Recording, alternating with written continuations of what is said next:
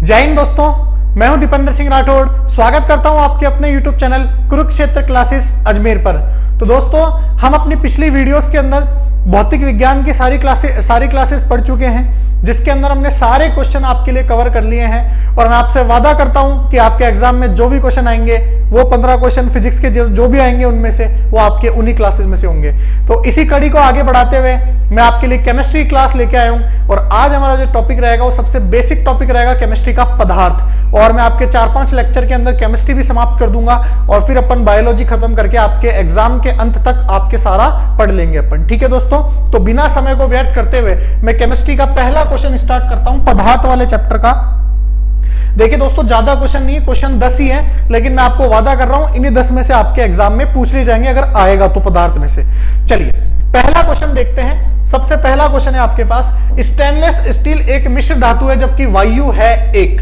देखिए, वायु जो होता है प्यारे बच्चों, वायु एक मिश्रण होता है। वायु क्या होता है दोस्तों? एक मिश्रण होता है। और अगर आपसे पूछ ले मिश्रण में भी कौन सा मिश्रण होता है, तो आपको ध्यान रखना है वायु एक समांगी मिश्रण होता है। तो वायु एक कैसा मिश्रण होता है दोस्तों? समांगी मिश्रण होता है। क्यों? क्योंकि वायु में खूब सारी गैसें घुली हुई है और वो इस तरीके से घुली हुई है कि इनको छांटना क्या है, बहुत ही मुश्किल है। तो वो कैसा मिश्रण हो गया? एक समांगी मिश्रण। क्योंकि समांगी मिश्रण की परिभाषा भी तो यही है, ऐसा मिश्रण जिसमें घुले हुए घटकों को छांटना आसान ना हो। तो आपका आंसर क्या हो जाएगा? समांगी मिश्रण आपका एक आंसर हो जाएगा। तो वायु एक क्या है? मिश्रण है। तो बहुत ही शानदार प्रश्न था ये। आगे बढ़ते हैं अगले क्वेश्चन की तरफ। कौन सा पदार्थ प्रकृति में तीनों अवस्थाओं में पाया जाता है? देखिए, ऐसा कौन सा पदार्थ है जो प्रकृति में ठोस, द्रव, गैस और 3 अवस्थाओं में पाया जाता है? तीनों में पाया जाता है। तो अगर मैं बात करूं पानी की, सबसे पहला ऑप्शन, तो पानी का ठोस रूप क्या होता है बताइए? तो पानी का ठोस रूप सर होता है क्या? बर्फ होता है। ठीक है। पानी का द्रव रूप क्या होता है? तो जल का द्रव रूप खुद जल होता है पानी। और पानी का गैसीय रूप क्या होता है? तो पानी का गैसीय रूप होता है वाष्प यानी भाप। तो आपका आंसर क्या हो जाएगा? H2O। ठीक है, हाइड्रोजन। H2O हाइड्रोजन ऑक्साइड, जिसको H2O पानी का सूत्रपन कहते हैं। NH3 अमोनिया होता है। अमोनिया चूर्णित रूप में होता है, गैसीय रूप में होता है। HO2 कुछ होता नहीं है। SO2 सल्फर डाइऑक्साइड एक क्या होती है? गैस होती है। चलिए, तो ये क्वेश्चन आपका कंप्लीट। आगे बढ़ते हैं नेक्स्ट क्वेश्चन की तरफ। क्वेश्चन नंबर 3, निम्न में से कौन सा एक यौगिक है?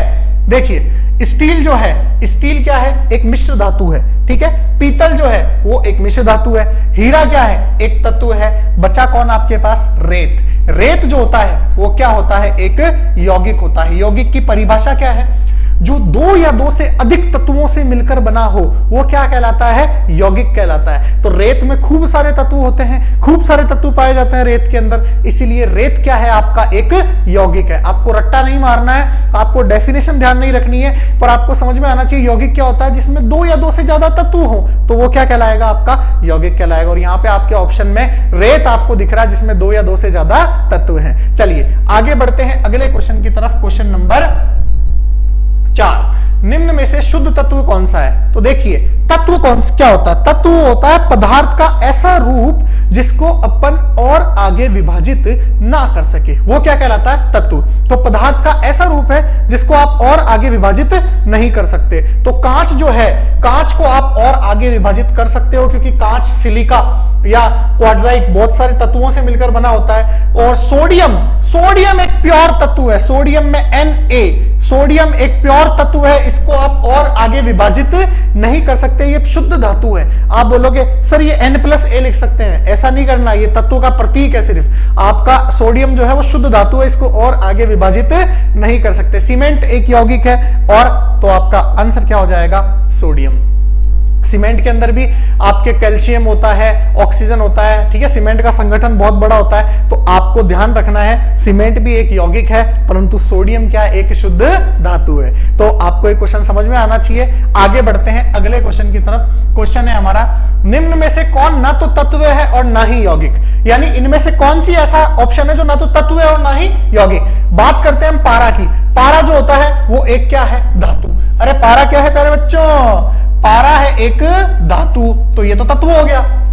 जल, जल है अधातु, ये भी एक यौगिक हो गया। जल एक यौगिक हो गया क्योंकि जल H2O, जल में दो तत्व होते हैं, हाइड्रोजन और ऑक्सीजन, तो ये यौगिक हो गया। सोडियम क्लोराइड, सोडियम क्लोराइड भी एक क्या हो गया, यौगिक। क्यों हो गया सर यौगिक? क्योंकि सोडियम में NaCl दो तत्व बन रहे हैं, तो ये यौगिक हो गया। तो आपका आंसर क्या बचा? वायु, क्योंकि अभी अभी मैंने बताया है वायु क्या होता है, मिश्रण होता है प्यारे बच्चों, तत्व और यौगिक नहीं होता है। वायु क्या होता है? मिश्रण होता है, और मिश्रण में भी कैसा मिश्रण?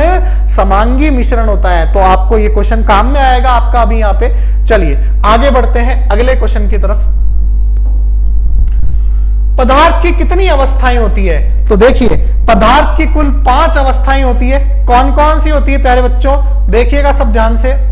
ठोस, पहली अवस्था ठोस, दूसरी अवस्था द्रव, तीसरी अवस्था गैस,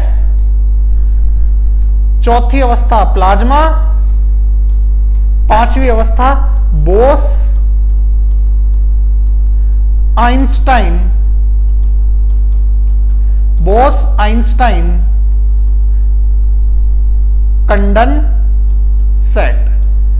ये तीन तो आपकी मूलभूत अवस्थाएं होती है, ठोस, द्रव और गैस। ये तीन आपकी मूलभूत अवस्थाएं हैं, और प्लाज्मा और बोस आइंस्टाइन कंडेंसेट ये नई अवस्थाएं हैं जो खोजी गई है। देखिए बोस आइंस्टाइन कंडेंसेट कैसे का नाम पड़ा है? सत्येंद्रनाथ बोस जो भारत के वैज्ञानिक थे, और अल्बर्ट आइंस्टीन जो जर्मनी के वैज्ञानिक थे, इन दोनों ने मिलकर इस अवस्था की खोज की थी, इसलिए इसका नाम क्या है? Bose Einstein condensate.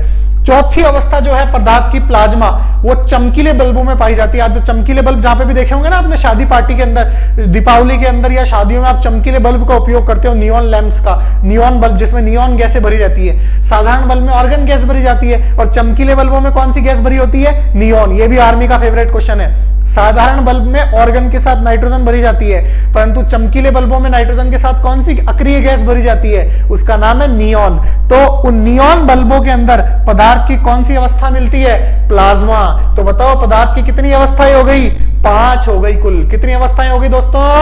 5 हो गई। चलिए आगे बढ़ते हैं अगले क्वेश्चन की तरफ।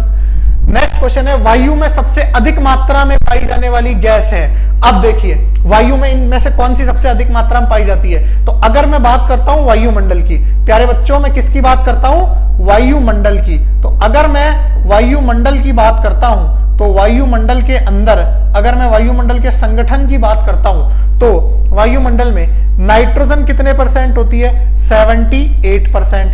ऑक्सीजन कितने परसेंट होती है? 21%। आपके पास कार्बन डाइऑक्साइड कितनी होती है? 0.03%। आपके पास नियॉन कितनी होती, ऑर्गन कितनी होती है? तो अगर मैं बात करूं ऑर्गन की, तो ऑर्गन होती है 0.93%। तो ये आपके वायुमंडल का क्या हो जाएगा? कंपोजिशन हो जाएगा। यहाँ पे आपके पास कंपोजिशन हो जाएगा। तो इससे बताओ सबसे ज्यादा मात्रा में कौन? अच्छा, कुछ अन्य गैसें भी पाई जाती है, और कुछ अन्य गैसें और कुछ अदर गैसेस भी है जो वायुमंडल के अंदर अच्छे से घुली होती है। तो आपका आंसर क्या हो जाएगा? Nitrogen 78% is the correct answer. ये आपके सबसे ज्यादा वायुमंडल में पाई जाती है। तो आगे बढ़ते हैं, ये क्वेश्चन आपको समझ में आया होगा। अगले क्वेश्चन की तरफ चलते हैं। पदार्थ की चौथी अवस्था कौन सी है?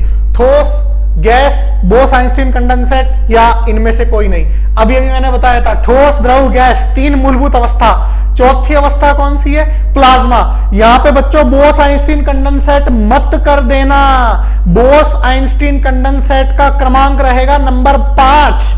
चौथी अवस्था कौन है? प्लाज्मा। ये क्वेश्चन कई बार एग्जाम्स में पूछा जा चुका है, बहुत ही इंपॉर्टेंट क्वेश्चन है। तो आपका आंसर क्या होगा? पदार्थ की चौथी अवस्था प्यारे प्यारे बच्चों क्या हो जाएगी? प्लाज्मा हो जाएगी। क्या हो जाएगी? प्लाज्मा। तो आपका आंसर हो जाएगा इनमें से कोई नहीं, क्योंकि प्लाज्मा आपके पास ऑप्शन में ही नहीं है। तो समझ में आया होगा। फिर से बता दूं, पदार्थ की मूलभूत 3 अवस्थाएं होती है, ठोस, द्रव, गैस। चौथी अवस्था प्लाज्मा, पांचवी अवस्था बोस आइंस्टीन कंडेंसेट। तो चौथी अवस्था प्लाज्मा ही रहेगी। आगे बढ़ते हैं अगले क्वेश्चन की तरफ। निम्न में से कौन सा एक समांगी मिश्रण है? समांगी मिश्रण क्या होता है? ऐसा मिश्रण जिसमें तत्व इस प्रकार से घुले हों कि उनको पृथक करना क्या हो? असंभव हो। ठीक है, तो लगभग असंभव हो, आसानी से पृथक ना किया जा सके, तो वो समांगी मिश्रण है। चीनी, नमक, दूध और वायु, इनमें से कौन सा समांगी मिश्रण होगा? तो प्यारे बच्चों, अगर मैं बात करूं चीनी की, चीनी आपका समांगी मिश्रण होगा या नहीं होगा? नमक आपका मिश्रण होगा कि नहीं होगा? दूध आपका मिश्रण होगा कि नहीं होगा? और वायु आपका समांगी मिश्रण होगा नहीं होगा? तो देखिए, वायु आपका क्या है? समांगी मिश्रण है। निम्न में से कौन सा? चीनी। चीनी एक विसमांगी मिश्रण है। चीनी को आप आसानी से अलग कर सकते हो, चीनी के दाने होते हैं। नमक को आप आसानी से अलग कर सकते हो, नमक के अंदर दाने होते हैं। दूध, दूध में से अगर मान लो दूध के अंदर कुछ भी और डाला है आपने, ठीक है, तो आप वो आसानी से अलग हो सकता है। लेकिन वायु एक कैसा मिश्रण है? समांगी मिश्रण है, जो आपको ध्यान रखना है। वायु कैसा मिश्रण है प्यारे बच्चों? समांगी मिश्रण है। चलिए आगे बढ़ते हैं अगले क्वेश्चन की तरफ। क्वेश्चन है, निम्न में से समांगी मिश्रण का उदाहरण कौन सा है? आपसे फिर से समांगी मिश्रण पूछा है। चीनी, रक्त, दूध, पानी में तेल। देखिए, चीनी अभी बताया मैंने विषमांगी मिश्रण है, दूध विषमांगी है, पानी में तेल, पानी में तेल आप आसानी से ऊपर दिखता है आपको, तो पानी में तेल वो विषमांगी मिश्रण है। रक्त एक कैसा मिश्रण है? समांगी। क्यों? रक्त के अंदर वैसे तो आरबीसी, डब्ल्यूबीसी, लाल रक्त कणिकाएं, श्वेत रक्त कणिकाएं सब घुली हुई होती है, और आप जब सीबीसी खून की जांच कराते हो तो उनको पृथक भी किया जा सकता है, परंतु इतनी आसानी से नहीं। उनके लिए विशेष उपकरण लगते हैं, मशीनें होती है खून की जांच करने की, तब आप आसानी से रक्त को निकाल के बता सकते हो कि इसमें कौन सी आरबीसी है, कौन सी डब्ल्यूबीसी है। नहीं बता सकते प्यारे बच्चों। इसीलिए आपका रक्त कैसा मिश्रण है? समांगी मिश्रण है। बहुत ही शानदार क्वेश्चन है, ये भी कई बार एग्जाम्स में पूछा जा चुका है। रक्त कैसा मिश्रण है? समांगी मिश्रण है। तो ये आपके आज के 10 क्वेश्चन थे जो समाप्त हुए। इतने ही क्वेश्चन बनते हैं पदार्थ में, ज्यादा डीप हमें जाना नहीं है। जो आपके एग्जाम में आने वाले वो मैंने करवा दिए हैं। अब दोस्तों आपको क्या करना है? आपको इन क्वेश्चन की प्रैक्टिस करनी है और याद करने हैं, ठीक है। आगे अगला चैप्टर जो रहेगा अपना, वो रहेगा परमाणु और परमाणु संरचना के बारे में, जिसमें से एक क्वेश्चन निश्चित रूप से पूछा जाएगा आर्मी के अंदर। तो मिलते हैं दोस्तों अगली वीडियो में। अगर ये वीडियो पसंद आई हो तो इसे लाइक कीजिएगा, हमारे वीडियो पर कमेंट कीजिएगा, शेयर कीजिएगा और चैनल को सब्सक्राइब कीजिएगा। जय हिंद, जय भारत, वंदे मातरम।